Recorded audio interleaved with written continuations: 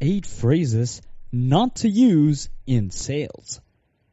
Terms matter when it comes to closing a transaction and making a sale, but there are certain words you should utilize. Furthermore, there are some phrases that should be avoided at all costs. The lesson I have for you today is highly applicable to real life. Here are 8 phrases you should never use while trying to make a sale. Okay, let's start. Number 1. Sorry to bother you. If you say to a client, "Sorry to bother you," they might respond with, "Why are you bothering me? If you feel so sorry about it, then just don't bother me in the first place." Sometimes I get these phone calls, "Oh, sir, sorry to bother you." Then don't call me. Just hang up. Why are you calling me in the first place? Why are you bothering me in the first place? Why are you wasting my precious time? If you want to close and be a better closer, you want to get in charge during the conversation, right? There's always one party that has the higher status than the other party, and you want to level that up, right? Apologizing automatically lowers your position, whether or not you have yet spoken anything, proposed anything, or offered any ideas. You don't want to do that, so don't use that phrase. You don't have to apologize for what you sell. You don't have to apologize for what you can bring to the table. And you don't have to apologize if you're going to offer them something. Don't say sorry if you're doing something you think is right. Your time as a closer is just as precious as the prospect. To assume that your time is worthless because someone is willing to pay you or conduct business with you is a mistake. You only get customers if they believe you can solve an issue for them, and that your product or service will do just that. That's it, right? It's a value and money exchange. You're not begging. You don't need to be apologizing for anything. Number 2. Next is the big one. To be honest with you, is it a line you've heard before from a salesperson? Yeah. Just to be honest with you, this is the lowest offer we can make. To tell you the truth, no one else will ever get this offer again from us. It's like informing the potential customer that everything they've heard from you up until this point is a lie, right? Because to be honest with you, it means what? That's what goes through the prospect mind. So you've been telling lies in front of me this whole time? You've been lying to me. Is this what it is? Or how about this one? To be frank with you, it's the same idea. Does it imply you've been dishonest with me all along? You have not been frank with me this whole time, or since I've known you. Is that what this is? Don't use that phrase. Number 3. Have you ever heard of that one? Trust me. Please just believe me. Trust me, dude. This is a fantastic offer. Trust me, miss. Those are the best quality shoes. Do you normally trust someone who says, "Oh, just trust me"? It is such a bad phrase to use. If you want someone to trust you, and if you're trustworthy, do you have to tell people, "Trust me"? No, because your action speaks louder than your words. Number 4. Here's another word. Buy. Although consumers enjoy shopping, they despise being sold to. Although they enjoy shopping, they dislike the term buy, since it connotes, "Oh, it's going to cost me money." So, we do love the action, the act of buying, but the word itself triggers a response like, "Oh, when I have to buy something, I'm going to spend money on it." Avoid using the term buy. What then should you say instead? Own, or take this home with you. So imagine if I'm selling you this. Hey, do you want to buy this? Would you like to buy this expensive luxury car? Do you want to buy this course?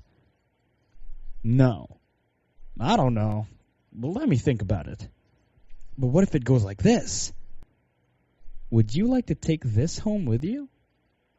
Would you like to own this? Would you like to join this course? Would you like to take advantage of this? Would you like to drive this home with you? Would you like to move forward? Yes! Sure, who doesn't like to move forward? Number 5. Another one. Just following up. Now, as a salesperson, have you ever used this before? Sir, I'm just following up with you and want to see how things are going so far. When we talked like 3 months ago, we talked last year, I'm just following up. The word follow up. Now, you might think, well, what's wrong with that? I mean, a lot of people use it. The problem is this. Think about when someone says that to you. I'm just following up with you. The word follow up, which has been used for so long by so many salespeople, automatically triggers a response that, oh, you're trying to sell me something. Or, last time you didn't close me. You didn't sell me. Now, this time you want to sell me. Therefore, avoid using these terms. You can ask better, more effective questions. Number 6. Another word. Contract. Now that I've used the word contract, what associations do you have with it? Oh my God, I'm signing a contract. It's like a 20-page document. I'm signing my life away. It feels too serious. It's too heavy. So instead of saying, hey, are you ready to sign this contract with me? It's like, are you ready to sign your life away? No. Avoid saying contract, but replace it with agreement. You see, from contract to agreement. Okay, yeah, we can agree on something. Just agree. That's okay. It feels less intimidating. It feels less pressure. I love to utilize the word paperwork. Instead of saying, hey, would you like to put your signature on this contract? Try saying, how about we get the paperwork out of the way? By the way, do you like paperwork? I don't like paperwork. Let's get it out of the way so we can focus on what's more important. Oh, awesome. Let's do that. Signing the contract or the agreement signifies the same thing. So use the more proper term. Number 7. Another one. I haven't heard back from you. Now, it may sound so normal, and a lot of people use it. However, there probably is a good reason why you haven't, and basically, you know that their answer is no to your offer. It's just hard for them to say, yeah, you haven't heard back from me because I've been avoiding your call, and I didn't reply to your texts as I do not want to buy. Phrase, I haven't heard back from you, automatically creates an unwell feeling between you and the prospect. So avoid using such expressions. Don't make your prospect feel bad about themselves when you contact them, especially if they haven't converted in the past.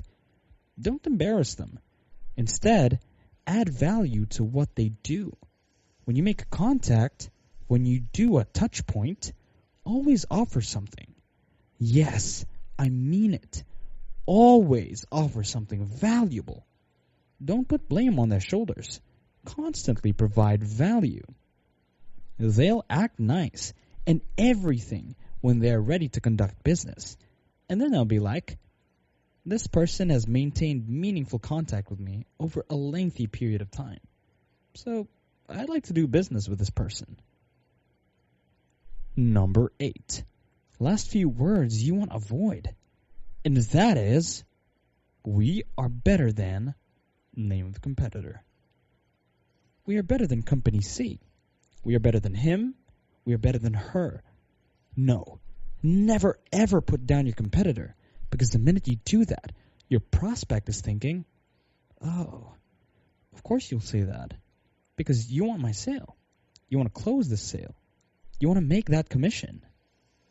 Even though it is true, you don't want to say it. The goal is for the potential client to recognize the truth of this on his or her own. So never put down competitors. If anything, I would always praise the competitor. When someone asks me, well, what makes you better than your competitor, Company C? I never say, oh, we are better than them. We've been in business longer. We have more experience. We have better people. We have better quality. Never ever say that. I would rather say, okay, Company C, they're a bunch of good people who have good offers. Have you ever talked to them? Okay. And how do you like their product and offer? Look, prospects have called you up to this point because they are interested in what you have to offer. If this is the case, it signifies that the person in question has not yet decided on the matter. They have not made a decision, they have not pulled a trigger, which means that they are still looking. You are there on the phone with them, so don't need to put down competitors. All you have to do is show that you care about your customers' concerns and that you have amazing solutions or great products that will serve your customer. If it was valuable, please click the like button. So, if you want to close that sale and attain that commission you've been dreaming of, stop using these 8 phrases. Many times, not doing the wrong thing is the right thing.